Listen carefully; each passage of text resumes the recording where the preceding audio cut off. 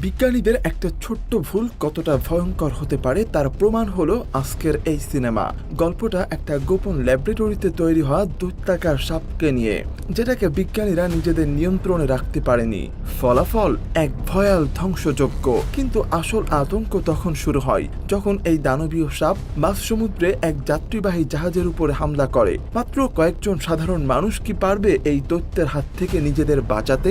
আর কিভাবে তৈরি হলো এই সাপ? সব প্রশ্নের উত্তর জানতে হলে চলুন ডুব দেওয়া যাক আজকের সিনেমার গল্পে।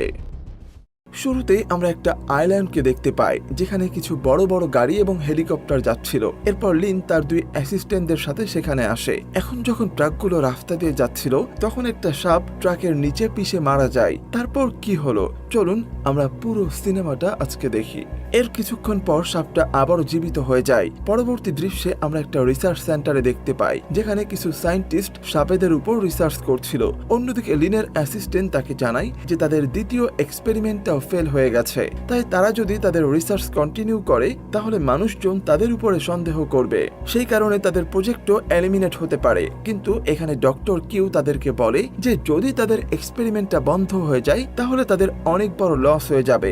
এখন বাইরে অনেকগুলো সায়েন্টিস্ট ট্রাকগুলোর মধ্য থেকে অনেকগুলো ছোট ছোট সাপ বের করে একটা গর্তের মধ্যে ফেলে দিচ্ছিল, যেখানে কিনা হাজার হাজার সাপ ছিল। এরপর লিন রিসার্চ সেন্টারের ভিতরে একটা অনেক বড় সাপ দেখতে পায়, যেটা কিনা আসলে তাদের এই রিসার্চেরই ফল ছিল। এই সাপটা ডক্টর কিউ বানিয়েছিল। লিন তাদের বলে যে এই এক্সপেরিমেন্টের জন্য সে অনেক কিছু করেছে, এরপরও সে এটার কোনো ফল পায়নি। এখন সে তার লোকেদের রিসার্চের সমস্ত ইনফরমেশন ডিলিট করে দিতে বলে। সেই সাথে বাইরের গর্তের মাঝে থাকা সমস্ত সাপগুলোকে পুড়িয়ে মেরে ফেলতে বলে। সেখানে কিছু সৈন্যরাও ছিল, যারা কিনা ডক্টরদের সাপগুলোকে পুড়িয়ে ফেলতে সাহায্য করছিল।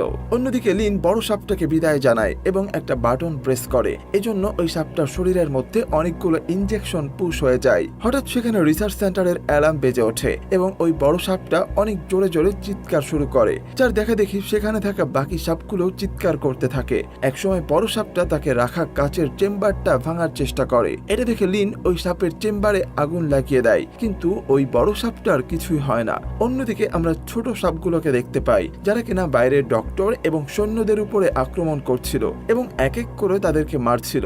বিপদ বুঝতে পেরে লিন তার দুই অ্যাসিস্ট্যান্টের সাথে সেখান থেকে পালাতে থাকে। তখনই সেখানে কিছু সৈন্য চলে আসে এবং সব ডক্টরদের গুলি করতে থাকে। সবাইকে মারার পর সৈন্যরা সেখানে থাকা সমস্ত জিনিসগুলোকে নষ্ট করে দেয়। এরপর সৈন্যরা আস্তে আস্তে করে সামনের দিকে এগোতে থাকে। তারা তাদের সামনের একটা অনেক বড় সাপ দেখতে পায়, আর তখনই ওই বড় সাপটা কাঁচের গ্লাস ভেঙে বাইরে চলে আসে। এরপর সাপটা এক এক করে সমস্ত সৈন্যদেরকে মারতে শুরু করে, সেই সাথে তার শরীরের সাথে আটকে থাকা সমস্ত শিকলগুলোকেও ভাঙার চেষ্টা করে। লিন তার দুই অ্যাসিস্ট্যান্টকে এখানকার সমস্ত কিছু পরিষ্কার করতে বলে এবং নিজে হেলিকপ্টারের সাহায্যে সেখান থেকে চলে যায়। এরপর ওই দুই অ্যাসিস্ট্যান্ট সৈন্যদেরকে সাথে করে নিয়ে আবারও রিসার্চ সেন্টারের দিকে যায় এবং তখনই সমস্ত ছোট ছোট সাপগুলো সৈন্যদের উপরে আক্রমণ করতে শুরু করে, যার কারণে অনেক সৈন্যরাই সেখানে মারা যায়। এর মাঝে হেলিকপ্টার নিয়ে যাওয়ার সময় ওই বড় সাপটা একটা হেলিকপ্টারে আক্রমণ করে ধ্বংস করে ফেলে। অন্যদিকে অ্যাসিস্ট্যান্ট দুজন জঙ্গলের মাঝে সৈন্যদেরকে নিয়ে সমস্ত ছোট ছোট সাপগুলোকে মেরে ফেলছিল।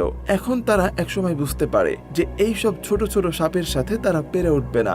এই জন্য দুজন অ্যাসিস্ট্যান্ট সেখান থেকে দ্রুত পালিয়ে যাওয়ার চেষ্টা করে। এদিকে একজন সৈন্য একটা আর্মি ট্রাক নিয়ে সেখান থেকে পালানোর চেষ্টা করছিল। তখনই তাদের পেছনে ওই বড় সাপটা চলে আসে। বড় সাপটাকে দেখতে দেখতে ছোট একটা সাপ এসে অন্যটাকে কামড়ে দেয়। এতে করে তাদের গাড়ি পাহাড় থেকে ছিটকে পড়ে যায়। আমরা দেখতে পাই অ্যাসিস্ট্যান্ট দুজনও নিজেদের জীবন বাঁচাতে জঙ্গল থেকে পালানোর চেষ্টা করছিল। আর তখনই ওই বড় সাপটা তাদের উপরে আক্রমণ করে। তাদের মধ্য থেকে একজন মেয়ে অনেক খারাপভাবে আহত হয়। বড় সাপটা তাকে মারতে যাবে, ঠিক তখনই অন্যজন তার চাকু দিয়ে সাপটার উপরে আঘাত করে। এতে করে বড় সাপটা ওই মেয়েটাকে ছুঁড়ে মেরে সেখান থেকে পালিয়ে যায়। মেয়েটা দেখতে পাই তার বান্ধবী অলরেডি মারা গিয়েছে, যার কারণে সেও অনেক ভেঙে পড়ে। ঠিক তখনই তার উপর ওই বড় সাপটা আক্রমণ করে এবং ওই মেয়েটাকেও মেরে ফেলে। এরপর আমরা দেখতে পাই দুজন সৈন্য একটা বোটের সাহায্যে পালানোর চেষ্টা করছে। তারা কোনো মতে সমুদ্রের মাঝামাঝি এসে যায়। ঠিক তখনই বড় সাপটা সেখানে চলে আসে এবং তাদের উপরে আক্রমণ করে। এরপর আমাদেরকে কিছু বছর পরের দৃশ্য দেখানো হয়, যেখানে সমুদ্রের মাঝে একটা বড় জাহাজ যাচ্ছিল আর জাহাজটাতে থাকা সবাই অনেক এনজয় করছিল। সেখানে আমরা ইয়ান নামক একজন ছেলেকে দেখতে পাই। কেউ লুকিয়ে লুকিয়ে ছেলেটার ছবি তুলছিল। তখনই আমরা দেখতে পাই একজন লোক সেখানে থাকা একজন আমেরিকানকে ধরে মারছে। এটা দেখে ইয়ান দ্রুত এসে লোকটাকে মারে, আর এই সুযোগে ওই আমেরিকান লোকটা সেখান থেকে পালিয়ে যায়। ইয়ান তাকে আটকানোর চেষ্টা করে, কিন্তু এত সব হই হুল্লোড়ের মধ্যে লোকটা সুযোগ পেয়ে যায় আর সেখান থেকে পালিয়ে যায়। তখন ইয়ান সেখানে তার এক বন্ধুকে দেখতে পায়, যার নাম হলো জু। ইয়ান ছেলেটার সাথে পরে কথা বলবে বলে ওই আমেরিকান লোকটাকে খুঁজতে বের হয়ে যায়। সে যখন আমেরিকান লোকটাকে খুঁজছিল তখন কেউ লুকিয়ে লুকিয়ে তার ছবি তুলছিল। কিছু সময় পর ইয়ান ওই আমেরিকান লোকটাকে ধরে ফেলে। লোকটা ইয়ানকে কিছু বোঝানোর চেষ্টা করে। তখন ইয়ান সিঁড়ি থেকে একটা ক্যামেরা পড়তে দেখতে পায়। ক্যামেরাটাকে নেওয়ার জন্য সেখানে লি নামের একজন মেয়ে আসে। এটা দেখে ইয়ান ওই মেয়েটার কাছে যায় এবং তার ক্যামেরায় নিজের অনেকগুলো ছবি দেখতে পায়। মেয়েটা ইয়ানকে বলে যে সে একটা ট্রাভেল ম্যাগাজিনে কাজ করে এবং তার ইয়ানের মতোই একজন ফিট মানুষের ছবির প্রয়োজন। কিন্তু ইয়ান মেয়েটার ক্যামেরা থেকে নিজের সমস্ত ছবি ডিলিট করে দেয়। তখনই মেয়েটা ইয়ানকে বলে যে সে যেটা খুঁজছে তার সন্ধান তার কাছে আছে, কিন্তু তাকে পুরোপুরি ইগনোর করে ইয়ান সেখান থেকে চলে যেতে চায়। তখনই আমরা সেখানে অনেকগুলো সাপকে জাহাজের মধ্যে প্রবেশ করতে দেখতে পাই। সাপগুলো এক এক করে সবাইকে মারছিল, কিন্তু ইয়ান তখনও পর্যন্ত এই ব্যাপারে কিছুই জানতো না। হঠাৎই তার সামনে অনেকগুলো সাপ চলে আসে। এসব দেখে লি অনেক বেশি ভয় পেয়ে যায়। এরপর ইয়ান এবং লি একসাথে পালাতে থাকে। দৌড়াতে দৌড়াতে তারা এক লোককে জিজ্ঞেস করে যে এখানে কি হচ্ছে, কিন্তু সে বলার আগেই বড় একটা সাপ এসে তাকে খেয়ে ফেলে। এটা দেখে ইয়ান এবং লি আরো বেশি ভয় পেয়ে যায়। তাই তারা সেখানে থাকা জীবিত সবাইকে নিয়ে পালানোর চেষ্টা করে, আর তখনই ওই বড় সাপটা তাদের সামনে চলে আসে। এটা দেখে তারা সবাই আবারও দৌড়াতে শুরু করে। ইয়ান একটা কুড়ালের সাহায্যে সমস্ত সাপগুলোকে মেরে ফেলে এবং সামনের দিকে এগোতে থাকে। সামনের দিকে ইয়ান আরো কিছু লোকের দেখা পায়। তারা সবাই মিলে একটা সেফ জায়গায় যেতে যাচ্ছিল। তখনই তাদের মাঝে একজন ধনী লোক নিজেকে একটা ভিআইপি রুমে বন্ধ করে নেয়, আর সে বাকি কাউকেই ভেতরে আসতে দেয় না। তখন বাইরে থাকা সবাই অনেক বেশি ভয় পেয়ে যায় এবং লোকটাকে বারবার দরজা খুলতে বলে। তখনই ওই ভিআইপি রুমের মধ্যে অনেকগুলো ছোট ছোট সাপ চলে আসে এবং লোকটাকে অনেক ভয়ঙ্কর ভাবে মেরে ফেলে। তখন ইয়ানরা তাদের সামনে একটা বড় সাপকে আসতে দেখতে পায় এবং নিজেদের জীবন বাঁচানোর জন্য তারা সেখান থেকে পালানো শুরু করে। সেখানে একটা বৃদ্ধ লোক একটা ছোট বাচ্চা মেয়েকে নিয়ে লুকিয়েছিল।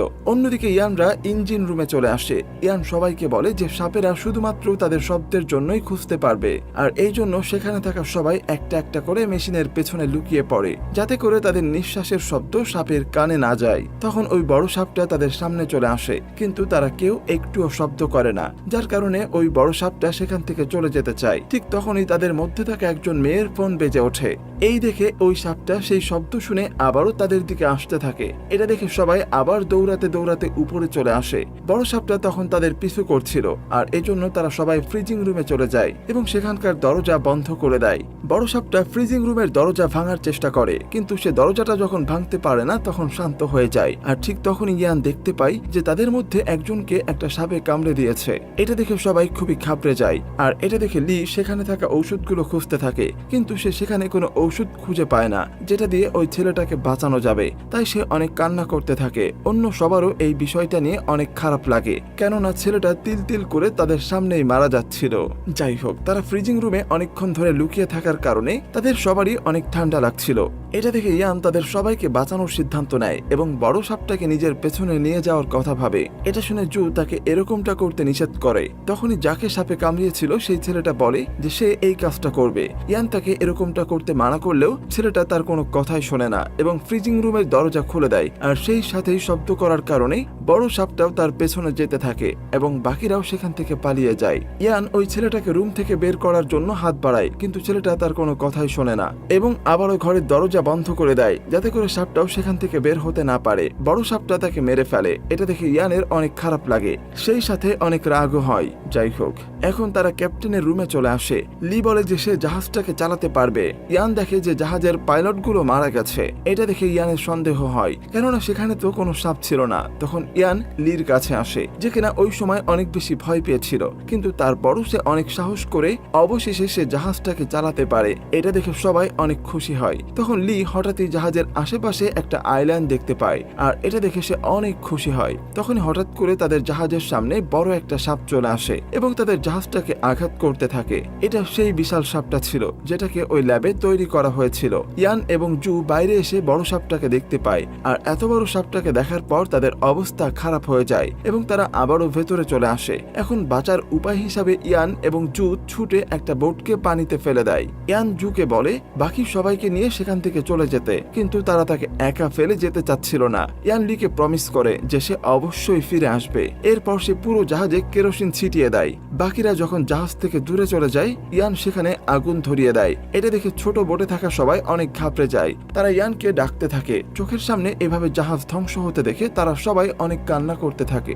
কিন্তু কিছুক্ষণ পরেই দেখা যায় ইয়ান তাদের বোটে চলে আসে। এটা দেখে সেখানে থাকা সবাই অনেক খুশি হয়, কিন্তু বোটে এসেই ইয়ান সেখানে অজ্ঞান হয়ে যায়। পরদিন সকালে যখন তার জ্ঞান ফেরে, তখন সে দেখতে পায় যে তারা একটা আইল্যান্ডের কিনারায় চলে এসেছে। তখন সে সবাইকে জাগিয়ে তোলে। এখন তারা সবাই সেখান থেকে সামনের দিকে এগিয়ে যেতে থাকে। তখন ইয়ান সেখানে কিছু শব্দ শুনতে পায়। সবাইকে সে এই ব্যাপারে সতর্ক করে দেয়। হাঁটতে হাঁটতে হঠাৎই একজন মেয়ে পড়ে যায় আর তার হাত থেকে রক্ত বের হতে শুরু করে। হঠাৎ এই পাথরগুলো একটা ক্রিয়েচারে পরিণত হয় আর এরপর এই ক্রিয়েচার একজনের উপর আক্রমণ করে।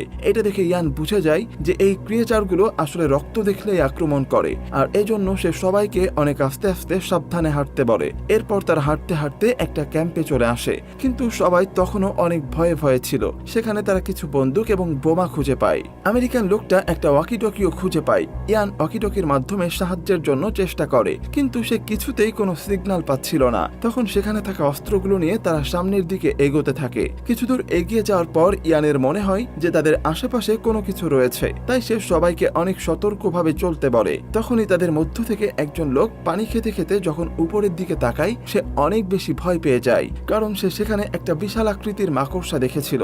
ভয় পাওয়ার ফলে সে সাথে সাথে মাকড়সাটার উপরে আক্রমণ করে। মাকড়সাটা উড়ে গিয়ে ওই বৃদ্ধ লোকটার উপরে আক্রমণ করে। এরপর সবাই তাদের জীবন বাঁচাতে দৌড়াতে থাকে। সেখান থেকে পালানোর সময় তারা সেখানে অনেকগুলো বোমাও ব্লাস্ট করে। তারা আস্তে আস্তে করে রিসার্চ সেন্টারে পৌঁছে যায়, যেটা আমরা মুভির শুরুতেই দেখেছিলাম। সেখানে গিয়ে ইয়ান ভেতরে যাওয়ার একটা রাস্তা খুঁজে পায়। সবাই ওই রাস্তা দিয়ে ভেতরে চলে যায়, যেখানে সাপের বিষের গবেষণা করার অনেক কাগজপত্র দেওয়ালে লাগানো ছিল। এছাড়াও সেখানে অনেক ডাক্তারদের কঙ্কালও তারা দেখতে পায়। তখনই তাদের মধ্যে একজন সেখানকার লাইটগুলো অন করে দেয়। এটা দেখে ইয়ান ভাবে যে এই লোকটা কিভাবে জানলো যে এখানে লাইট কোথায় রয়েছে, কিন্তু ইয়ান এই বিষয়টায় তেমন একটা গুরুত্ব দেয় না। কিছুক্ষণ পর ইয়ানদের সবাই ঘুমিয়ে পড়ে, শুধুমাত্র ওই লোকটা বাদে। সে ওই পুরো ল্যাবকে ঘুরে ঘুরে দেখছিল। সে হয়তো কোনো এক জিনিস খোঁজার চেষ্টা করছিল। কিছুক্ষণ পর ইয়ানের ঘুম ভেঙে যায়। অন্যদিকে লোকটা একটা পোস্টারের নিচে থেকে বড় সাপের ব্যাপারে লেখা একটা বই বের করে আনে। আর এরপর আমরা জানতে পারি যে এই লোকটা আসলে ডক্টর কিউ, যে কিনা বড় সাপটাকে বানিয়েছিল। সে লিনকে বড় সাপটাকে নষ্ট করতে নিষেধ করেছিলেন আর তার থেকে একটা সুযোগ চেয়েছিল শেষবারের মতো। কিন্তু যেহেতু লিন তার ডিসিশন ফাইনাল করে নিয়েছিল, তাই সে কারো কথাই শোনেনি। এই মুহূর্তে তার এক অ্যাসিস্ট্যান্ট ডক্টর কিউকে চাকু মারে। আর এই ঘটনার এত বছর পর ডক্টর কিউ নিশ্চিত কোনো না কোনো বড় উদ্দেশ্যই এখানে এসেছে। এখন আমরা ইয়ানকে দেখতে পাই। সে তখন একটা গুহার ভেতরে চলে এসেছে, যেখানে তার সামনে এই বড় সাপটা ছিল। সাপটাকে দেখে ইয়ান অনেক ভয় পেয়ে যায়। বড় সাপটা ইয়ানকে আক্রমণ করতে যাবে, ঠিক তখনই জু সাপের সামনে চলে আসে এবং ইয়ানকে বাইরে যাওয়ার জন্য বলে।